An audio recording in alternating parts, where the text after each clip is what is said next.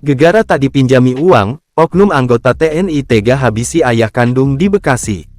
Seorang prajurit TNI inisial Prada DR habisi ayah kandungnya, WCP 43, di Bekasi, Kamis tanggal 29 Juni tahun 2023. WCP ditemukan tak bernyawa di warung Sate Maswid, Kelurahan Pejuang, Medan Satria, Kota Bekasi. Korban ditemukan pertama kali oleh istrinya usai pulang salat Idul Adha dengan luka tusuk di tubuhnya. Saksi bernama Nur Muji, 58, mengatakan, luka yang paling mencolok terlihat di bagian dada. Ditemukan luka di tangan dan dadanya. Luka sobek dan tusuk, kata Nur Muji kepada wartawan, Kamis. Korban ditemukan oleh istrinya sekira pukul 9 waktu Indonesia Barat di dalam kamar usai melaksanakan salat Idul Adha.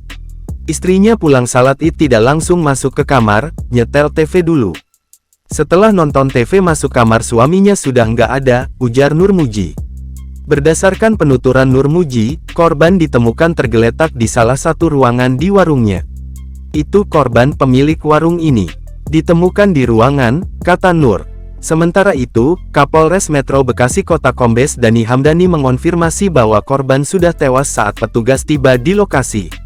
Pihak kepolisian menerima laporan dari masyarakat sekitar pukul 13.15 waktu Indonesia Barat, kemudian dari pihak kepolisian langsung mengecek TKP, jelas Dani kepada wartawan di lokasi. Sejumlah barang bukti diamankan oleh polisi dari lokasi kejadian. Korban, barang bukti, saksi-saksi yang sementara kami amankan, ujar Dani. Aparat sudah memasang garis polisi di lokasi kejadian tersebut. Korban dievakuasi ke rumah sakit untuk ditangani lebih lanjut. DR pun telah ditangkap oleh pihak TNI bersama Polres Metro Bekasi Kota tak lama setelah pembunuhan WCP terjadi. Komandan Polisi Militer Kodam Jaya Kolonel CPM Irsyad Hamdi Bey Anwar memastikan telah menangkap pembunuh WCP, seorang pedagang sate di kawasan Medan Satria, Kota Bekasi.